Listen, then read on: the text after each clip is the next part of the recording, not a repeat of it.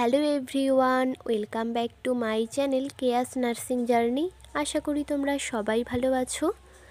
এখনও আমার regular video দেওয়া হচ্ছে না, যেদিন করে আমার ক্লাস থাকে সেদিন করে তো একদমই হয়ে ওঠে না। আর নতুন করে যাই শিখতে যাও না কেন, সমস্ত জিনিসেই কিন্তু অনেকটাই সময় দিতে হয়, প্র্যাকটিস করতে হয়, নয়তো কোনো কিছুই পারফেক্ট হয় না। তো চলো আজকের আলোচনায় আসা যাক। তোমরা অনেকেই আমাকে জিজ্ঞেস করেছো যে আমি এই বছর অর্থাৎ 2025-এ পোস্ট বেসিক বিএসসি নার্সিংয়ে এন্ট্রান্স এক্সাম দেবো কি না, বা নার্সিংহোমে প্র্যাকটিস কবে করব, এখন করছি কি না। তো আরও অনেক কিছু জিজ্ঞেস করেছো, সমস্তটাই বলছি ভিডিওতে। সবার প্রথমে আসি যে পোস্ট বেসিক বিএসসি নার্সিংয়ের এন্ট্রান্স এক্সাম দেবো কি না। তো জিএনএম যেহেতু চুজ করেছি, তাহলে অবশ্যই পোস্ট বেসিক বিএসসি নার্সিং তো করবই। তো এই বছর এন্ট্রান্স এক্সাম দেবো কি না সেই বিষয়ে আমি অন্যদিন আলোচনা করব। আর নার্সিংহোমে প্র্যাকটিসের কথায় আসি, তো এখনও পর্যন্ত কিন্তু নার্সিংহোমে আমি প্র্যাকটিস করছি না। আর সিভিও সেরকম অনেক যে নার্সিংহোমে জমা করেছি তাও না, 4টি নার্সিংহোমে জমা করেছিলাম, হয়তো সেখানে ভ্যাকেন্সি নেই যার জন্য এখনও কল করেনি। আর অন্যান্য যে সমস্ত নার্সিংহোম রয়েছে সেগুলোতেও আমি সিভি জমা করব। এবার জিএনএমের বর্তমান পরিস্থিতি নিয়ে কিছু কথা বলি।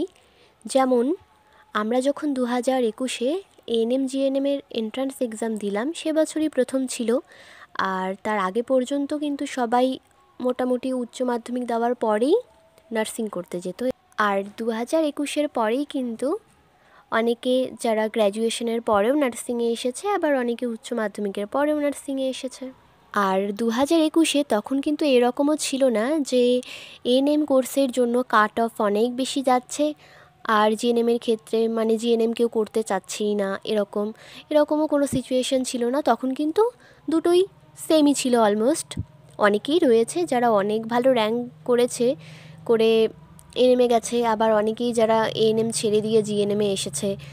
তো এরকম আমাদের ইনস্টিটিউটে অনেক ছিল, মানে আমরা তো 80 জন ছিলাম, তার মধ্যে কমপক্ষে 10 জন ছিল এরকম যারা এএনএমে প্রথমে চান্স পেয়েছিল, এএনএমে অ্যাডমিশনও নিয়েছিল, তারপরে এক্সটেন্ডেড মপ আপ রাউন্ডে আবার জিএনএমে চলে এসেছিল।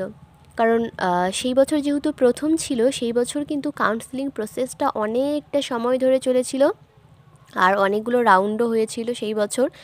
কারণ অনেকেই ভালো র্যাঙ্ক হওয়া সত্ত্বেও প্রথম দিকে কাউন্সেলিং করায়নি, এটা ভেবে যে হয়তোবা চান্স পাবে না, তারপরে আবার মপ আপ রাউন্ডে আবার নতুন করে রেজিস্ট্রেশন করেছিল। তবে এখন যেমন দেখা যাচ্ছে যে জিএনএমের থেকে এএনএম করতেই চাইছে বেশিরভাগ স্টুডেন্টরা। কারণটা তো সবারই জানা, এএনএম ট্রেনিং 2 বছর, আর ট্রেনিংয়ের পরেই 2-3 মাসের মধ্যেই জয়নিং। জিএনএম ট্রেনিংয়ের ক্ষেত্রে 3 বছর ট্রেনিং, তার উপর এখন আবার নতুন করে এক্সট্রা 2-3 বছর অ্যাড হয়েছে, কারণ রিক্রুটমেন্ট বন্ধ। এই 2-3 বছরটা বেড়ে গিয়ে 4-5 বছরও হতে পারে, কারণ মার্কস বেসিসে চাকরি হচ্ছে। তাই এত কিছু ভেবে জিএনএম ট্রেনিং করার ইচ্ছে থাকা সত্ত্বেও অনেকেই জিএনএম ট্রেনিং করতে চাইছে না, বা অনেকের ফ্যামিলি থেকে করতে দিচ্ছে না।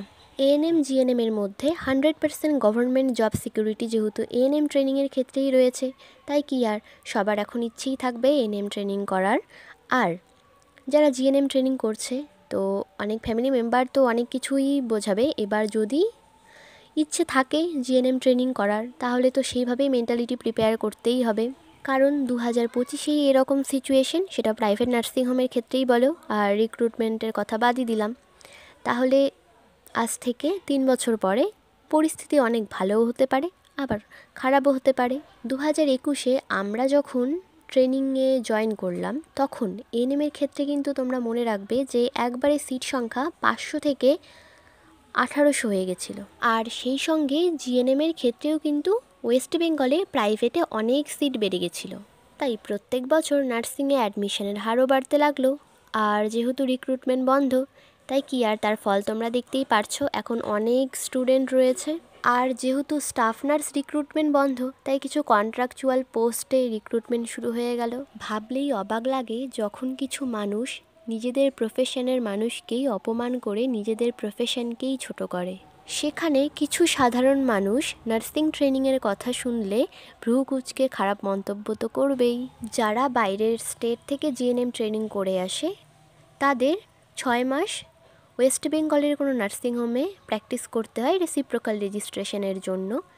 তো সেই সময় রেসিপ্রোকাল রেজিস্ট্রেশনের জন্য তারা যখন নার্সিংহোমে প্র্যাকটিস করে, তো বেশিরভাগ নার্সিংহোম থেকে তাদেরকে হয় কোনো টাকাই দেয় না, অর্থাৎ বিনা বেতনে তাদের দ্বারা কাজ করানো হয়, বা কোনো জায়গা থেকে 1000-2000 টাকা দেওয়া হয়ে থাকে।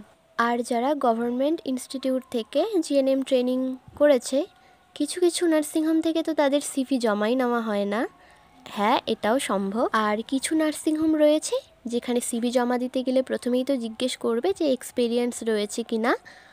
আর সেই কথাও বাদ দিলাম, এবার কিছু নার্সিংহোম রয়েছে যেখানে তোমাকে 2,000-3,000 টাকা অফার করতে পারে, আর যদি তুমি অনেক লাকি হও তাহলে হাইয়েস্ট 5,000 টাকা অফার করতে পারে। রেজিস্ট্রেশনের আগে তো এর থেকে বেশি স্যালারি কখনোই অফার করবে না। তো এই হলো 3 বছর জিএনএম ট্রেনিং করার পর বাস্তব চিত্র। একদিনে যদিও এই পরিস্থিতি তৈরি হয়নি, 2021-এ আমরা যখন অ্যাডমিশন নিয়েছিলাম নার্সিংয়ে তখন থেকেই কিন্তু আমাদের ব্যাচ থেকে সবাই জানতোই একটু একটু যে আমাদের বেরোনোর পরে এইরকম সিচুয়েশন তৈরি হলেও হতে পারে। 2025-এ যারা এএনএম জিএনএম এন্ট্রান্স এক্সাম দেবে তাদেরকে বলবো, আর স্পেশালি তাদেরকে যারা জিএনএম নার্সিং করতে চাইছো, জিএনএম ট্রেনিংয়ের পর নার্সিংয়ে হায়ার স্টাডি করে যদি কিছু করতে চাও তাহলে জিএনএম বেস্ট। তাই নিজেদের মেন্টালিটি অনেক স্ট্রং করো। ট্রেনিং চলাকালীন এই সমস্ত কিছু ভেবে কেউ ডিপ্রেশনে যেও না। আর এখন যে সিচুয়েশন তৈরি হয়েছে সেটা দেখে এরকম ভাবার কোনো বিষয় নেই যে এএনএম কোর্স এবং জিএনএম কোর্সের মধ্যে যাদের র্যাঙ্ক অনেক বেশি তারাই শুধুমাত্র জিএনএম কোর্স করতে চায়। সত্যি কথা বলতে জিএনএম নার্সিং ট্রেনিং সবাই করতে পারে না, আর 3 বছর ট্রেনিং করাটাও মুখের কথা নয়। আর আমরা সবাই জানি যে জিএনএম ক্যান্ডিডেটদের এই রকম পরিস্থিতি হওয়ার কারণ কি। তাদের এক্সপিরিয়েন্স এবং নলেজের উপর যখন খুশি প্রশ্ন তোলা যায়, কিন্তু সেই এক্সপিরিয়েন্স এবং নলেজের সঠিক মূল্য দেওয়া হয় না। যাই হোক, অনেক কিছুই বলে ফেললাম। যারা জিএনএম ট্রেনিং করছো বা করেছো এবং যারা কিছুটা হলেও আমার এই কথাগুলোর সঙ্গে নিজের জীবনের একটু কিছু হলেও রিলেট করতে পেরেছো, তারা অবশ্যই একটা কমেন্ট করে দিও। কথাগুলো শেষ পর্যন্ত শোনার জন্য অনেক ধন্যবাদ।